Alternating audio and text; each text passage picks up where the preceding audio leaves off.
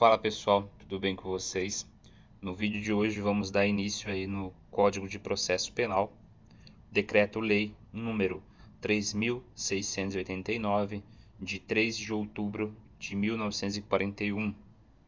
O Presidente da República, usando da atribuição que lhe confere o artigo 180 da Constituição, decreta a seguinte lei: Livro 1 do Processo em Geral, Título 1, Disposições preliminares. Artigo 1º. O processo penal reger-se-á em todo o território brasileiro por esse Código, ressalvados: Inciso 1. Os tratados, as convenções e as regras de direito internacional. Inciso 2.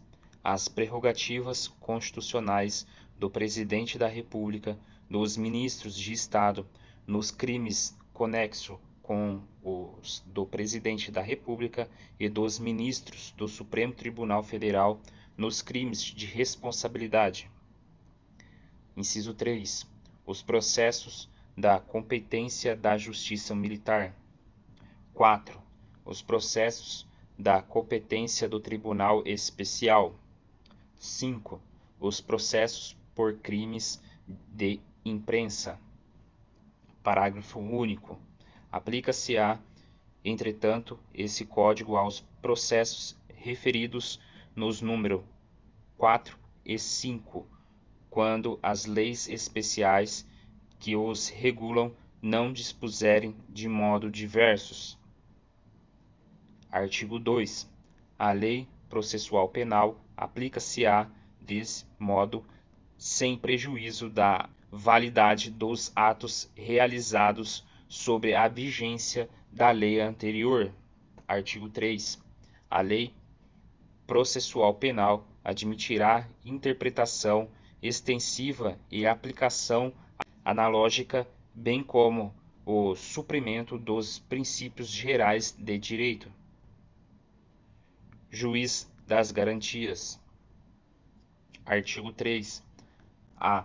O processo penal terá estrutura acusatória vedadas a iniciativa do juiz na fase de investigação e a substituição da ação probatória do órgão de acusação. Artigo 3b. O juiz das garantias é responsável pelo controle da legalidade da investigação criminal e pela salvaguarda dos direitos individuais cuja franquia tenha sido reservada à autorização prévia do Poder Judiciário, competindo-lhe especialmente. Inciso 1. Receber a comunicação imediata da prisão nos termos do inciso 62 do caput do artigo 5º da Constituição Federal. Inciso 3. Receber o ato da prisão em flagrante para o controle da legalidade da prisão, observado o disposto no artigo 310 deste Código. Inciso 3. Zelar pela observância dos direitos do preso, podendo determinar que esse seja conduzido à sua presença a qualquer tempo. Inciso 4. Ser informado sobre a instauração de qualquer investigação criminal. 5.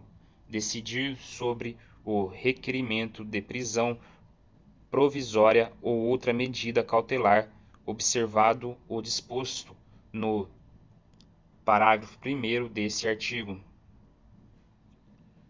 6. Prorrogar a prisão provisória ou outra medida cautelar, bem como substituí-la ou revogá-las, assegurando, no primeiro caso, o exercício do contraditório em audiência pública e oral, na forma do disposto neste Código ou em legislação especial pertinente. Inciso 7. Decidir sobre o requerimento de produção antecipada de prova consideradas urgentes e não repetíveis, assegurando o contraditório e a ampla defesa em audiência pública e oral. 8. Prorrogar o prazo de duração do inquérito estando o investigado preso em vista das razões apresentadas pela autoridade policial e observado o disposto no parágrafo 2º desse Código. Inciso 9. Determinar o trancamento do inquérito policial quando não houver fundamento razoável para sua instauração ou prosseguimento. Inciso 10. Requisitar documentos, laudos e informações ao delegado de polícia sobre o andamento da investigação. Inciso 11. Decidir sobre os requisitos de: alínea A.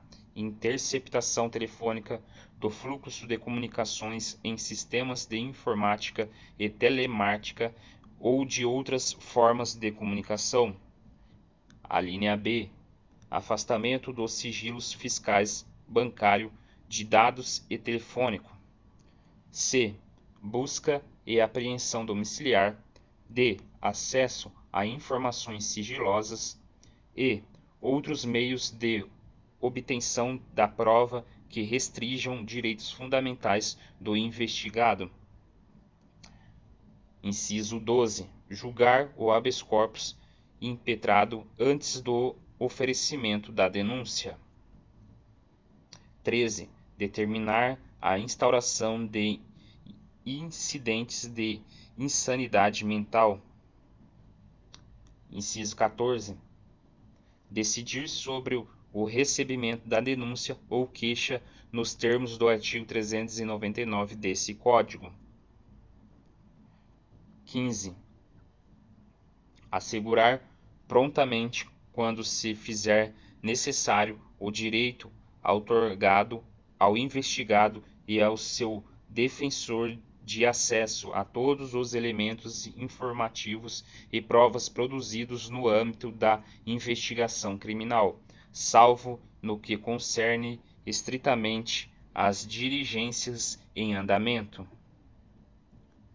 16. Deferir pedido de admissão de assistência técnico para acompanhar a produção da perícia. 17. Decidir sobre a homologação de acordo de não persecução penal ou de colaboração premiada quando formalizados durante a investigação. Inciso 18. Outras matérias inerentes às instruções definidas no caput deste artigo. Parágrafo 1º.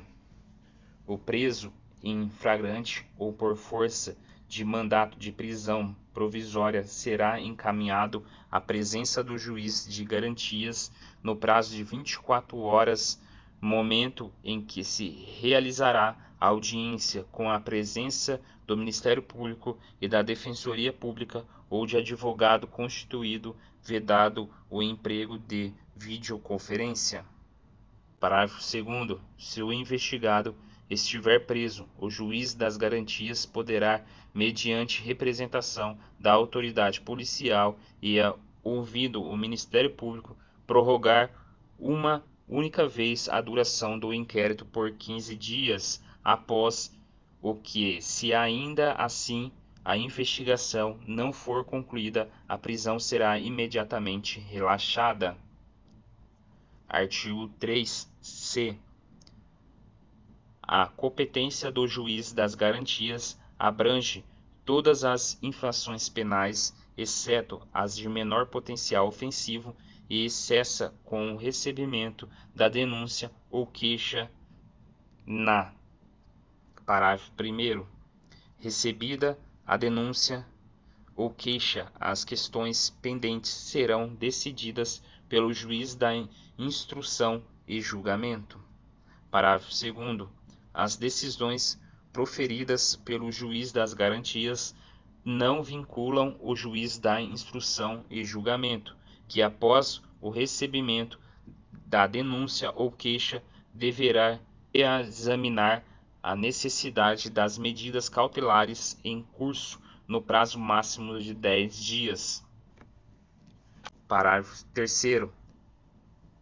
Os autores que compõem as matérias de competência do juiz das garantias ficarão acautelados na secretaria desse juízo, à disposição do Ministério Público e da Defesa, e não serão apresentados aos autos do processo enviados ao juiz da instrução e julgamento, ressalvado os documentos relativos às provas irrespectivas, medidas de obtenção de provas ou de antecipação de provas, que deverão ser remetidos para apensamento em apartado. Parágrafo 4º. Fica assegurado às partes o amplo acesso aos autos acautelados na Secretaria do Juízo das Garantias. Artigo 3d. O juiz que, na fase de investigação, praticar qualquer ato incluído nas competências do artigo 4 e 5 desse Código, ficará impedido de funcionar no processo. Parágrafo único. Nas comarcas em que funcionar apenas um juiz, os tribunais criarão um sistema de rodízio de magistrados a fim de atender às disposições desse capítulo.